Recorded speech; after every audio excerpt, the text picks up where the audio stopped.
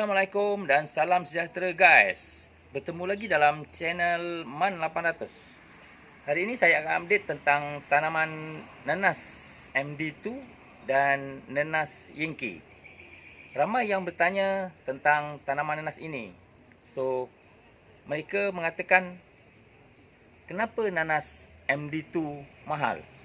So, hari ini saya akan bungkai dan dapatkan jawapan kenapa nanas MD2 berharga mahal di pasaran. So, ada banyak faktor yang menyebabkan harga nanas MD2 berbeza dengan harga-harga nanas yang lain. Salah satu daripadanya adalah benih nanas MD2 yang mahal di pasaran. Biasanya benih nanas MD2 dijual pada harga RM1.5 ke RM2 sepokok. Berbanding dengan nanas-nanas yang lain seperti nanas lemas moris, nanas Sarawak, nanas mutiara kaca dan nanas Yankee, harganya lebih rendah daripada harga nanas MD2 ini. So, sebentar lagi saya akan bawa pandangan anda ke dalam ladang dan kita cuba cari jawapannya di sana.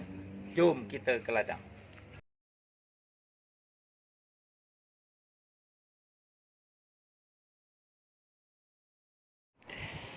Tanaman nanas MD2 ini biasanya dilakukan di kawasan tanah mineral ataupun tanah berbukit. Kos penyelenggaraan untuk membuat batas-batas dan membajak serta menggemburkan tanah adalah tinggi. Selepas itu, pembajakan perlu dilakukan dengan mencampurkan dolomit bersama baja mineral sebelum plastik silver sand ataupun wet mat dipaparkan menutupi batas-batas untuk tanaman nanas MD2 ini.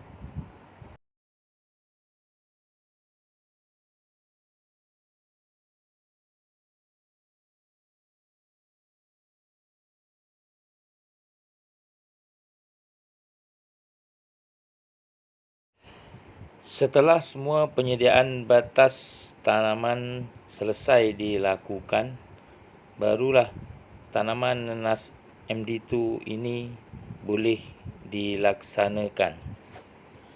Kos-kos penyediaan batas, membaja dan plastik silver sand settlement inilah yang menjadikan kos ladang untuk tanaman nanas MD2 ini dikategorikan sebagai kos yang besar.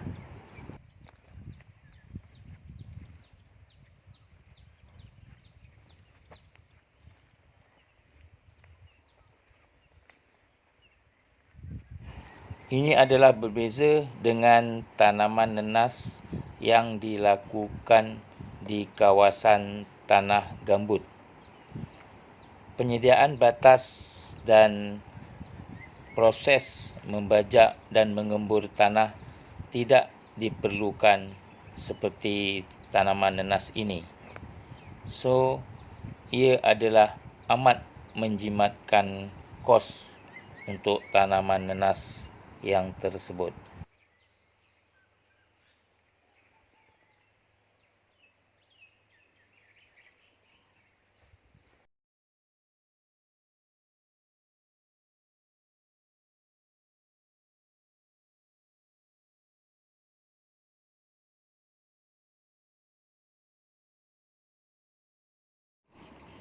Penyelenggaraan mengawal rumput, meracun dan membaja juga tinggi pada ketika nanas di usia begini. Penyakit kulat atau daun perang mudah berjangkit dan ianya perlu dikawal dengan rapi.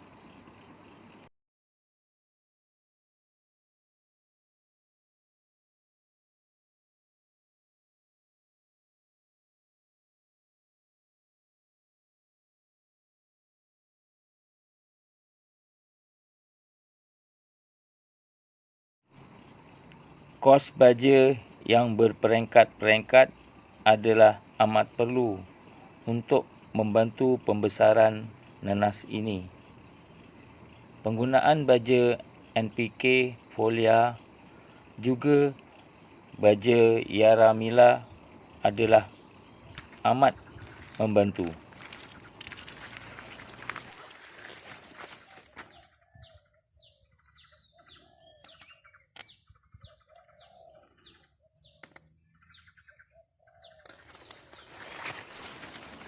Baja buah juga diperlukan pada ketika nanas ini berumur 9 ke 10 bulan, sama ada secara semburan ataupun baja butir.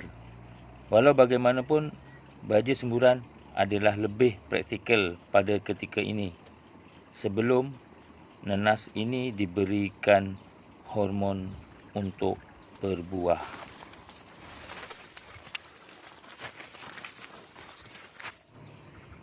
Penggunaan baja yang terakhir dan masa untuk menghormon nanas ini amat penting kerana ianya akan menentukan tahap kemanisan ataupun bacaan break pada nanas yang ingin dihasilkan.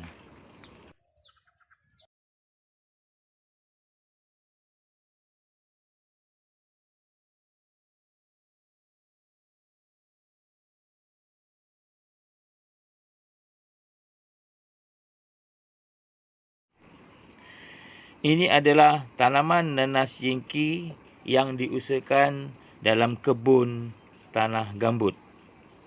Pembinaan batas-batas dan menggembur tanah tidak lagi diperlukan dalam tanaman ini.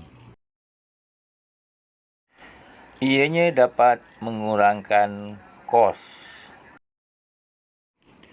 berbanding dengan penyediaan tanah dan batas-batas dalam tanaman nanas MD2 sebelum ini.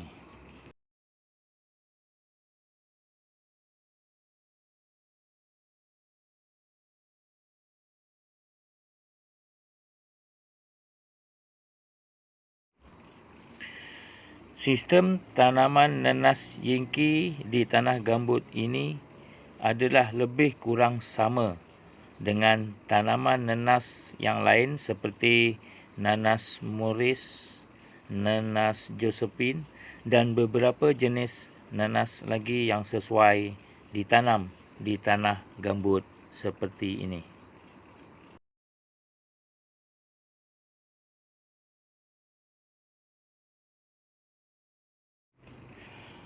Penggunaan racun serangga dan baja tidak banyak jauh berbeza dengan tanaman nanas MD2 sebelum ini.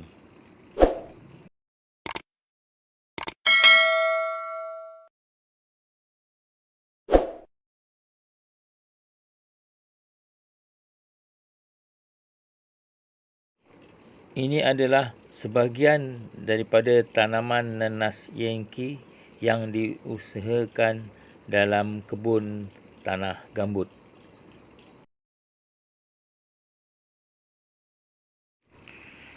Kerja-kerja tanaman nanas di tanah gambut ini lebih mudah dan mengurangkan kos berbanding dengan kerja-kerja dan kos penanaman nanas MD2 di tanah mineral. Okey guys, setelah kita lihat dan kita saksikan sendiri bagaimana proses tanaman nanas MD2 ini dari peringkat benih sehinggalah ia menghasilkan buah, kita dapati terlalu banyak kerja dan proses tanaman nanas ini yang dilakukan sehingga ianya boleh menghasilkan buah nanas MD2 ini.